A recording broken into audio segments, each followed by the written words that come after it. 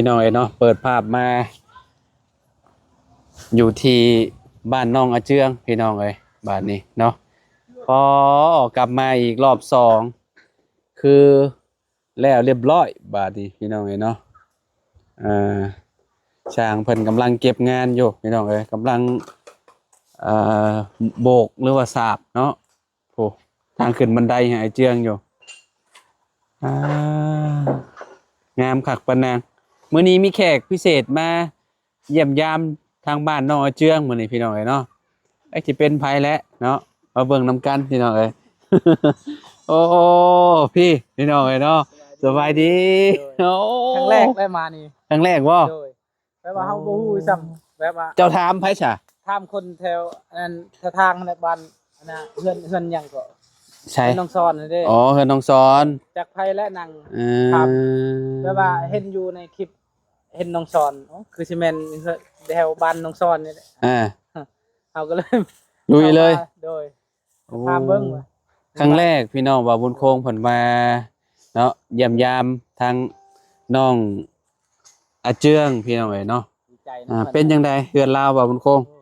งามบ่คักปันยังเนาะแต่ว่าเวลาฝนตกมันก็บ่ได้สะอีกแม่นเพราะเพิ่นเฮ็ดถูกตามแบบเนาะทางขึ้นหั่นนะแต่ว่าคันใดเฮือนเฮานี่ก็โอ้เวลาฝนตกนี่บ่เหลือแม่นแหละนำมันสิย่อยตลอดแต่ว่านี่นะคะแนนฝนตกสำได้ชั่วนึงบ่เป็นหยังเพราะว่ามันสายคามันตกลงมาพี่เดเนาะบางคงเนาะเฮือนเจ้าต้องก่อกระเทิบออกมาอีกบัดนี้คันว่ามีเงินมีนาเฮา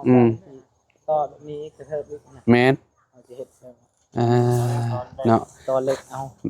แนวมันพี่น้องเนาะเพราะว่าคันเฮาปะดนมันก็ดอกดอกเพราะมันเป็นไม้เด้เนาะมันบ่คือกับอันนั้นกับปูนมันยังปูนก็คือกันปูนมันก็สิแบบเป็นพวกขี้ไข่หั่นแหละเวลาเฮาอันนั้นมันก็สิลื่นนี่แหละพี่น้องเวลาเฮาขึ้นเฮาหยังเนาะก็เฮาก็สิมาเบิ่งเฮือนชานลานแปลนเพิ่นนี่แหละเรียบร้อยแล้วบ่ทายแล้วบ่โดยทายแล้วแต่ว่าแบกหมดก่อนฮะแบกหมดก่อนอยู่นี่แบตเบิดก่อนโดยโอ้ยบ่ฮอดฮอด10บ่ได้อยู่สบายอ๋อได้อยู่เนาะมากินหนังนำกันบ่าวบุญคงไปซื้อหนังเค็มมาพี่น้องเนาะเดี๋ยวให้น้องสอนเพิ่นเผาพี่น้องกับกินกับสร้างนี่แหละสร้างปื๊ดสร้างหลายๆคนเนาะขึ้นไปย่างเลาะเบิ่งเบิดเลยเนาะบ่าวบุญคงเนาะโอ้นี่เด้อสอนเด้อโดยสบายดีโดยพี่น้องเนาะจีนางมื้อนี้กินกับน้องสอนน้องอาเจืองกับช่างปื๊ดผู้ช่างปื๊ดกำลังอันนั้นอยู่เนาะกะเพราะสุดยอดเพิ่นกะบ่ได้อยู่เฮือนเนี่ยคนดุได้นี่นะบ่ได้อยู่ซื่อได้นี่นะเมื่อกี้นี่ก็เห็นหาก็มาแต่ไสนี่สอนเมื่อแต่คุณและเป็นเวียกเพิ่นมันเขาไปเอาแห้งบ่เลยนะได้บ่ฮู้บ่โดยเพิ่นบ่ฮู้ได้ค่ะบ่ฮู้บ่พ่อน้องไสหั่นเด้ฮู้บ่รู้จักบ่น้องไสน่ะคนบ้านใดอยู่บ้านอะไรน่ะน้องไสที่ว่าไปเฮือนน้องฮ้วนน่ะที่ผูกแขนรถเราเมื่อนั้นแม่นรู้จื้ออยู่บ่พ่อน้องไสเลยนี่น่ะพ่อน้องไส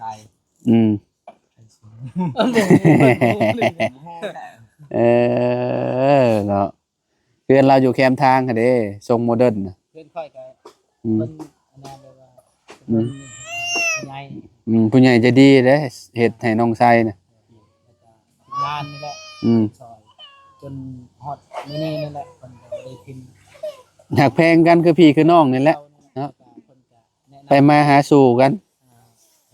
ตอนนี้เป็นยูทูบเบอร์แล้วนั่นนี่น่ะบ่าวบุญคงน่ะเฮ็ด YouTube ตอนนี้น่ะ YouTube ซอยคือว่าแหละคนทุกข์ยากต่อไปเนี่ยเฮาก็มื้อนั้นคือเห็นไปหาน้องต้นกล้าบ่โดยไปสมทบเงินเฮ็ดเทือนเพิ่นบ่โดย2ล้านโอ้ดีหลายเนาะพี่น้องเอ้ยบ่ได้หลายแต่ก็สำนั้นก็โอเคโอ้เงิน2ล้านเพื่อสิหาได้ก็บ่แม่นเรื่องง่ายๆเด้พี่น้องเอ้ยเนาะคันว่าบ่มีไผซอยมาแฮงบ่ได้เด้ฮะถือว่าบุญเราก็มีหลายอยู่เนาะ เจ้าเข้าไปแล้วบ่มื้อนี้ กะเข้าเลย ไปหาต้นกล้าได้ โดย ข่อยยังบ่ได้ลงไปหาประจำ ออกไปพุ่นแล้วก็มาพี่เลย ฮู้แล้วบ่อันน้องสอนพ่อบ่าวจันทร์เพิ่นเสียน่ะฮู้แล้วบ่ฮะเอาเจ้ายังบ่ได้ฮู้บ่อ๋อเจ้าบ่ได้เบิ่งโทรศัพท์บ่มื้อเอิ้นเพิ่นส่งสการมื้อเอิ้นน่ะอ้ายเมื่อแต่เช้ามื้อเอิ้น เจ้าก็เมื่อปะ แม่นสิกลับแต่เช้ามื้อเอิ้นนี่สิออกแต่6 โมงพุ่นแหละเพราะว่าตอนบ่ายๆเพิ่นส่งสการพี่น้องเอ้ยเนาะ มีแต่อ่าเสียใจนำและ โดย ทางที่ครอบครัวเพิ่น เพราะว่าเราเป็นกับน่าสิเป็นแต่ว่าก็บ่ได้แฮงตอนนั้นน่ะเพราะว่ามาเป็นแฮงช่วงนี้แหละช่วงกำลังเอาเพิ่นออกมาแหละพี่น้องเอ้ย เรา สู้ต่อไปเด้อ เรา บ่จั เป็นยังพอเราเป็นยัง อ๋อ โชว์ปะ แม่นป่วยหนักแต่ว่า คือแม่ทางบาวบุญพงษ์น่ะคือแม่คน โตเหลืองพอว่าอาจารย์น่ะโตเหลืองแล้วเรากินข้าวบ่ได้ เดี๋ยวนี้ก็โอ้กินบ่ได้กินข้าวแล้ว แม่เจ้าหาได้ อ๋อพี่น้องเอ้ย ข้าวก็ เนาะ บ่อยากกินนั่นแหละคอยก็บ่ได้ชูแบบว่าลงคลิปอิหยังก็ อืม นึงมากก็คนมันแน่นะ อืมคือว่าแล้วเราก็อายุหลายแล้วแม่เจ้าก็ได้เนาะแบบ เขาว่าหลายก็บ่หลายปานใดน่าจะแต่ว่า แบบคือว่าแล้วคนโรคประจำตัวเนาะแต่ละคนบ่คือกันเนาะ แม่ อืมพอประจันก็บ่ได้โดนปานใดได้แบบว่าเราบ่ได้กินข้าวประมาณได้ยินบ่บุญว่าประมาณอาทิตย์หนึงนั่นแหละประมาณอาทิตย์ คือว่าแล้วเฮาก็ ปลายๆนี่แหละ บ่อยากทายปานใดแม่เฮาก็ต้นน่ะ อืม เบิ่งก็โอ้แต่ว่าน้ำตาไหลน่ะ อืม เฮาก็บ่อยากทายปานใดน่ะ มีแต่ดูแลเพิ่นไปเนาะ โดยแม่น่ะ เออ เห็นแบบว่าทางเฮาก็นะแบบว่าลาออกเวียกเนี่ยก็เบิ่งหลาน อืมแม่นแล้วบางทีเจ้าไปเฮ็ดเวียกใกล้ๆเนี่ยก็บ่มีเวลามาอีกเนาะ แม่น มันก็อย่างยากพี่น้องเอ้ยเนาะดูแลเพิ่นตอนนี้แหละเนาะภัยกำลังสิติดพี่น้องเอ้ยเนาะมีแต่เฝ้าแล้วก็กินเลยบาดนี้อาเจียงก็บ่มั่งอันนี้ลงเลยเนาะมั่งหยังลงเลยเนาะห่างนี่ โอ้สำเร็จแล้ว แล้วเรียบร้อยแล้วเนาะสิเมื่อแล้วบ่อ๋อมื้อผู้แลเบาเสียงมาผู้แลมาติดอันนี้เนาะเออพี่น้องเอ้ยแล้วเนาะยัง 2 มื้อ แต่เก็บงานตัวนี้ อีก2 มื้อ อีก2 มื้อเพิ่นมาบ่ ว่างานนี่2 มื้อแล้ว อืม เด็กบ่เสียงจังมื้อใดนำมา มื้ออื่นส่งสการพ่อบ่จัน เออ ก็สิประมาณมื้ออื่นเช้า3เนาะเช้า3เช้า4เช้า5ผมบ่จักพี่น้องเอ้ยเนาะมื้ออื่นก็สิแล่นมาแต่เช้าคือกันแหละเฮาก็ได้เพื่อสิฮอดพี่น้องเอ้ยเนาะประมาณ 3-4 ชั่วโมงบ่ได้และรถจักรซ้ำบ่คือรถอันนั้นเด้บ่คือรถใหญ่เด้ รถยนต์ไปใช้ใช่บ่ รถยนต์เฮาขายแล้ว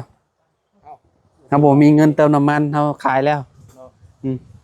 ค่อยสิขายอยู่ซาเล้งคือบ่ ใช่ ซาเล้ง เดี๋ยวจะขายซาเล้ง คือบ่ โอ้ซา ยากเนาะ โอ้มันสิแล่นฮอดอยู่บ่สวรรค์น่ะซาเล้งเจ้าน่ะ ไปเลยไปจะ3กิโลเจ้าก็พักก่อน โอ้ยเนาะ 3กิโลพัก3กิโลพัก 3 กิโลผัก3 กิโลผักโอ้ไหวแล้ว ครบ5กิโลเอาน้ำมันเครื่องมาเติมได้เลย เออจอดแล้วก็อันติดบ่ได้อยู่จัก ว้ายครบ5กิโลแล้วมันเติมน้ำมันเครื่องใหม่ลูก โอ้ยพี่น้องเอ้ยเนาะแล้วบัดนี้เก็บงานเรียบร้อยแล้วพี่น้องยังเหลือแต่อันนี้ยังเหลือแต่ติดประตูอย่างเดียวเลยบานอาเจืองบัดนี้เนาะฉลองสั่งปึ๊ดฉลอง จะลองได้ไหม เอ้าฉลองแล้วเลย จะลองได้เปิดเฮ็ดเงินให้แต่หมู่อยู่เพื่อตัวเองแต่บ่มีอยู่ เอ้าเพื่อนตัวเองบ่มีอยู่เอาคือว่าสั้นเฮ็ดแต่เฮือนให้กับเจ้าอยู่ แต่เงินในกับเจ้าอยู่แต่ตัวเองบ่ได้อยู่ สร้างนี่แบบหลายคนอยู่เด้เนาะเป็นสร้างแต่ว่าเฮ็ดแต่เฮือนให้กับเจ้าอยู่แต่ว่าเฮือนตัวเองนี่แบบบ่ได้เฮ็ดอยู่หั่นนะพี่น้องเอ้ยเนาะ มีแต่ลบกวนมีเงินอยู่ ช่างบ่มีเฮือนอยู่ว่าซั่นโอ้ย เงินในหมู่อยู่นี่เว้ย จักหน่อยก็มีบ่ยากดอก บ้าจังน้อยแล้วเท่าสิจ่ายเลยนี่ โอ้ลูกจะคนแหละ อ๋อ บ่มีได้เปล่า ลูกเจ้าหาได้บ่ว่าบ่มีลูกเมียบ่มีก็เลยบ่มีลูก แม่ เอ้า เมียบ่มีทั้งลูกแบบนี้นะ ว้าวอีหลีได้ เอาไว้ดิ เจ้าบ่ได้มีลูกใช่บ่ บ่มีลูกเมียบ่มี เมียเจ้าก็บ่มี ลูกเมีย อืม เมียก็บ่มีซุมื้อเขาก็อยู่โซๆอยู่ อยู่ซื่อๆอยู่ อยู่วัดทำได้ เจ้าอยู่วัด อยู่วัดได้คั่นน่ะ แนวนี้ได้ เพิ่นเด็กวัดนะ อ่า ท่านพ่อสิกล่าวเว้าบ่มีเมีย เฮาหาก็สิฮู้แล้วว่าเจ้าอยู่วัด เอาเด็กวัด วัดตัวนี้บ่ บ้านดุง โอ้อยู่วันดงนี่ซะเนาะ ติดตั้งเรียบร้อยแล้วได้พี่น้องเนาะเอาเด้เนาะสิประมาณนี้เนาะทาสีเข้าไปมันก็เข้ากันเลยกบกลืนเลยบัดนี้มุมนี้มุมนั้นพี่น้องเอ้ยเนาะอันนี้ก็เรียบร้อยไปแล้วไปหาเจ้าของก่อนไปหาเจ้าของเฮือนก่อนจี้หนังแล้วบัดนี้กินหนังเค็มก่อนจากบาดบ่ได้กินหลายมื้อแหละเป็นอาทิตย์แหละ เพิ่นจะกินอยู่บ่ลูกจะคอย อืม สบายดี เจ้าโดยโอ้จี้หนังอยู่พี่น้องเอ้ยเนาะ ได้เฮาชื่อ อ้าวพี่น้องเอ้ยเนาะตอนนี้ก็จี้หนังโอ้ชิมเบิ่งบอกเค็มพอดีกินให้มาคมพันทับ ลองชิมเบิ่ง ชิมดูเป็นยังไง ก๋วยแจ้ว นัวอยู่เนาะ ฮอน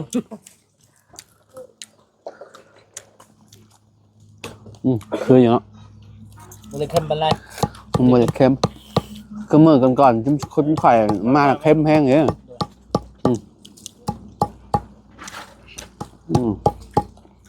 เอาใส่บนรถนะครับนี่นะจี้ให้จางเปิดกินกินหนังเค็มพี่น้องเอ้ยนี่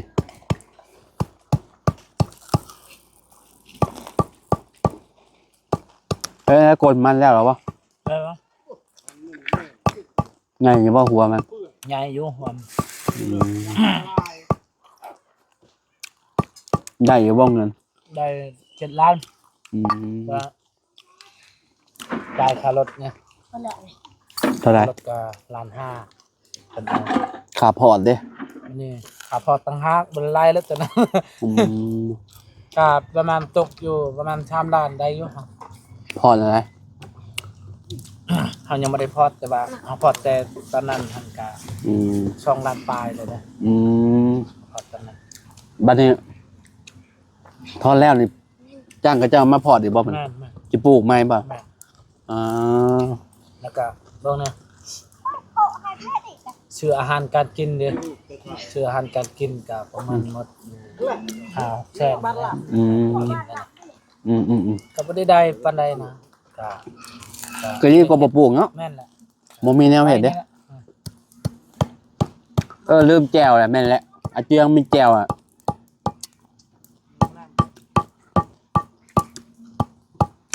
โอ้นี่แก้วตัวนี้เข้ากันเลยเด้นี่มาช่างมา มาเด้อซ่า มาเด้อว่าสิไปว่าสิเฮ็ดอาหารน้องชายนี่แหละว่าเฮ็ดบ่ฮู้เพราะว่าแม่ก็ยังบ่ดีอยู่ แก้วมาแต่ไทยเด้อ แม่ที่ดีเพิ่นพากมาอย่ายังจะพงคักแน่บ่ ขักอยู่นี่เข้ากันอยู่แล้ว แก้วนี่แก้วเรียงหรอเต็มพวง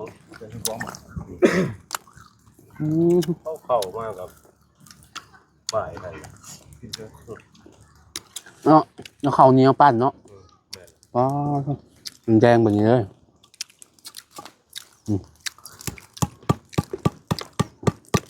เอาแม่อ่ะ มาแม่ เอามา มาคนโสดอะไรว่าคนโสดแล้วบัดเนี่ยว่าเราคนโสดเลยว่าสร้างปื้ดคนโสดแล้วบัด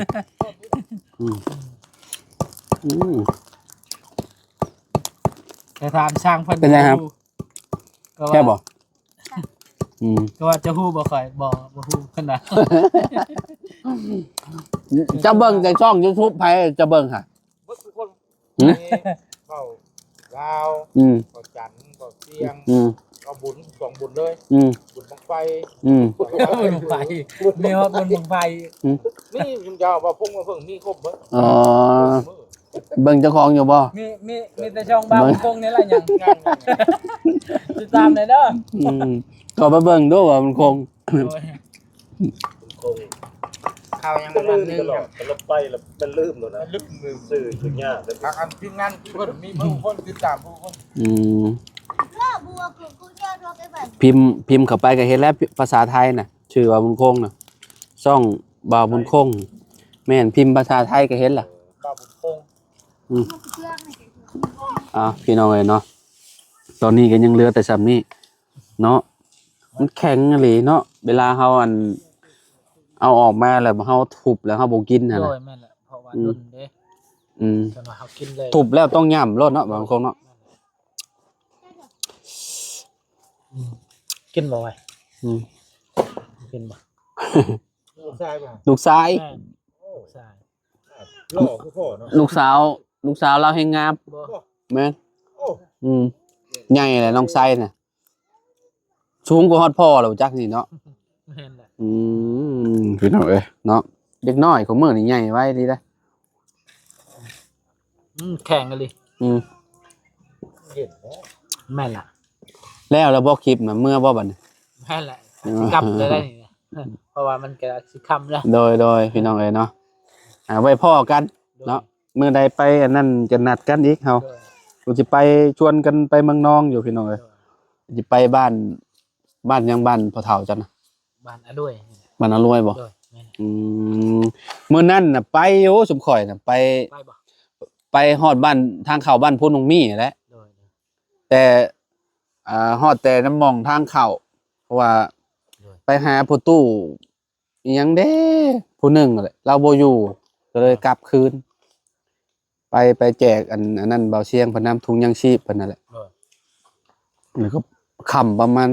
ค่ำกว่านี้แหละมาฮอดก็ได้เพราะว่าไปก็สวยแหละนะมื้อหน้าจังว่ากันเนาะ โดย พี่น้องเอ้ย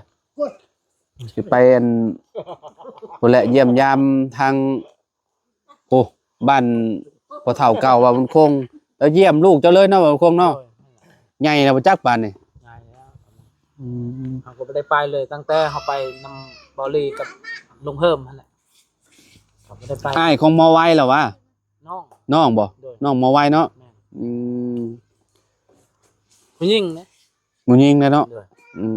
พี่น้องเอ้ยใหญ่แล้วปานนี่เอาว่า ง่ายแล้ว ถ้าให้เพิ่นมาเพิ่นก็บ่มาแล้วเนาะเพิ่นติดอยู่พุ่นเนาะ โดย เพราะว่าเพิ่นถูกเป็นหยังปู่กับย่าเลี้ยงอยู่พุ่นแหละพี่น้องแต่น้อยเด้เนาะบัดว่าไว้นี่พัดมาอยู่พี่แต่น้อยๆเนาะ โดย กำลังใส่ไปสาบานนี่พี่น้องเอ้ยเนาะเดี๋ยว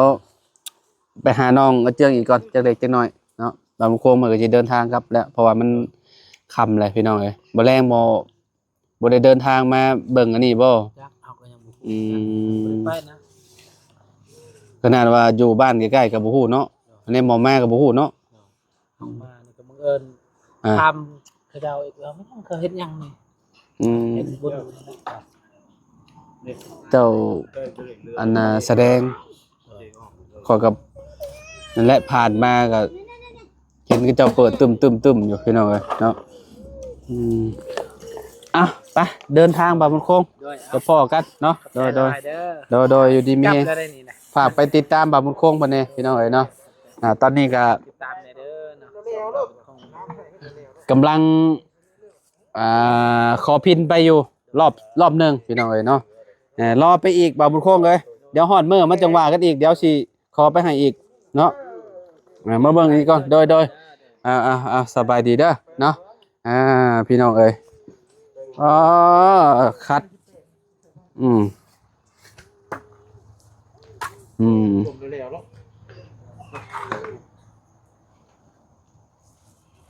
เช็ดแล้วบ่อยู่เทิงน่ะ ด้วยเสร็จแล้ว ฮะเรียบร้อยบัดมื้อเช็ดบัดมื้อมื้อนี้เนาะ ด้วย แล้วพี่น้องเอ้ยอยู่เทิงน่ะเนาะ เดินทางกลับเลยเด้ออาจารย์เด้อ โดย ว่ามันคงเดินทางแล้วพี่น้องเอ้ยเนาะโอ้ถักแล้วทางสร้างก็กำลังแปลงคัดอันนี้อยู่พี่น้องเอ้ยเนาะคัดแล้วกับไปแล้วบัดนี้เมื่อและสม ไอ้ ดา นั่น ได้ ก็แก้ไว้รัวบาด เมื่อหน้าเมื่อในพอแล้วบัดนี้เนาะประมาณรอทางเบาเชียงเพิ่นมาพอแล้วพี่น้องเอ้ยเมื่อเอิ้นนี่ไปเฮ็ดเวียกอยู่พุ่นบ่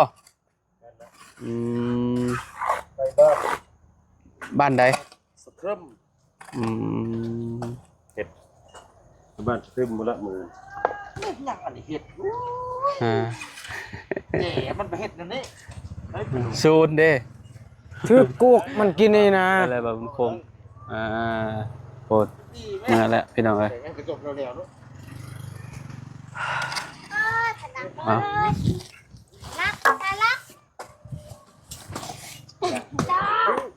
ประมาณนี้พี่น้องเอ้ยเนาะทางน้องมาเจียงเพิ่นเนาะ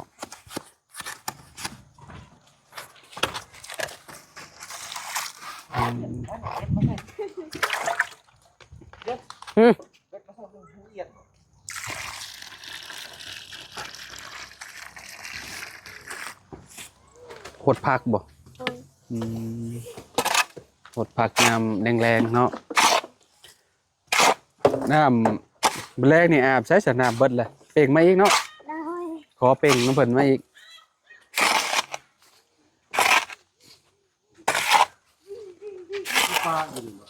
มื้ออื่นนี่ไปทางใดมื้ออื่น มื้ออื่นบ่ แม่น ไปอันนั้นไปหาไปสวนก่อนไปเบิ่งสวนก่อน ไปเบิ่งสวนก่อนบ่ เลย เพราะว่ามื้ออื่นสร้างบ่ได้มาเนาะ เลย อืมมื้ออื่นข้อยก็เดินทางคือกันแหล้วข้อยก็ได้ เลย ไปชมสการพ่อว่าจันทร์มันก่อน เลย เนาะ เมื่อแต่เช้าพี่น้องเอ้ย ใส่หลายเชือกน้ ใส่ไหม ำเดี๋ยวไม่เอารถ อืม ไอ้แหละ ได้บ่ กุหลาบฟ้านี่ ก้อย พี่เจ้าป่า อืม เอาล่ะมาซ้อนกูเอากับไผ่ดังไผ่มาไปเลยเลย จะไปทางใดต้องสอนก็ได้ ไปบ้านดงแล้วบ่ ไปบ้านดงแล้วบ่ เลย อ๋อ ลองมา จะเบิ่งนักร้องแล้ว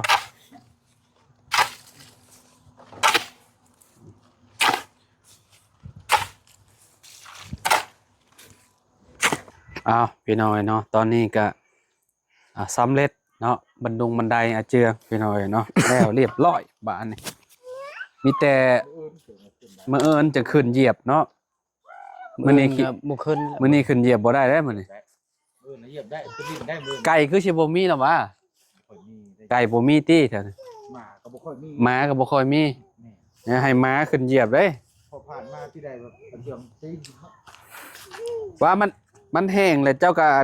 อันนั้นเจือง เลย เขียนเนาบัดนี้ เลย เขียนวันที่มื้อนี้วันที่หยังบัดนี้วันที่23เดือน12ปี2025เนาะเอาก็เขียนไว้หั่นแหละมันบันไดเฮาเนาะบัดเทื่อหน้าเทื่อในว่าเฮือนเจ้าเนาะเฮ็ดมื้อใด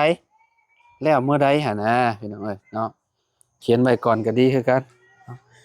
มุมนี้ก็ได้นี่บ่อยากให้มันลบนี่มุมนี้ก็ได้ทางนี้ มันเดือนยังเดือนนี้ เดือน เดือน 12 แม่นเดือน เบิ่งเขียนก่อน มันพอดีแล้วเขียนมันนี่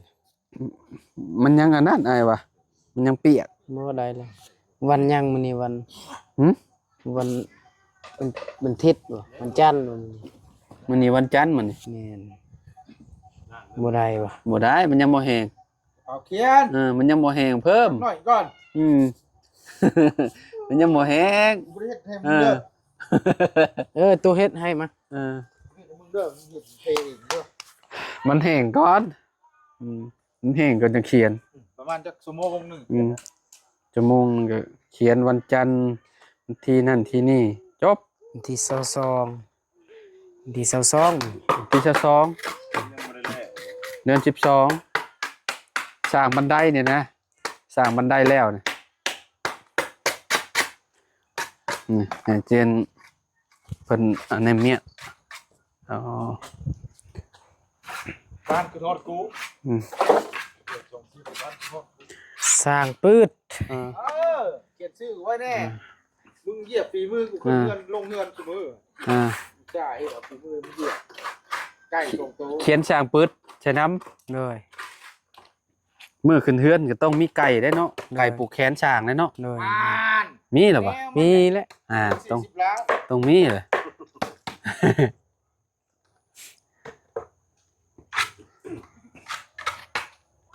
บ่มีไก่กับไข่พี่น้อยเนาะเท่านั้นแหละ ต้องมีนะไก่เนาะ กินฝีมือใคร เนาะ ได้เป็นตัว ไก่โตเลยเนาะ เลย อืมหนุ่มในหมู่บ้านนี่คือไก่คือเงียบๆบ่ตายภาคเบิดแล้วบ่ เลยใต้ภาคบ่มีปานใด บ่ค่อยมีเลยเอาไปซะพี่น้องนะอยู่ดีมีแฮงบ่สุขทุกคนเด้อพี่น้องเด้อเนาะทางเฮาก็เนาะมายามแรงๆมาอัปเดตทางเฮือนน้องเพิ่นให้เบิ่งเนาะทางสร้างเพิ่นก็ติดไม้ละนุ่งละแนงแล้วเรียบร้อยแล้วเนาะงามสวยงามเลยบาดนี้เนาะขนาดช่างก็ยังงามเนาะการันตีได้เลยเจ้าของเฮือนแฮงคัก เลย แยงแล้วยังอีกทูแล้วได้อยู่เทิงน่ะพี่น้อง เลย มุมนั้นน่ะเพิ่นทูเลยเพิ่นทูเรียบร้อยเลย เลย โอ้ยช่าง ไปพอกันใหม่ โดย เนาะ สบาย ดีเด้อพี่น้องเด้อเนาะเอาขอบคุณหลายๆพี่น้องที่รับชมเด้อเนาะ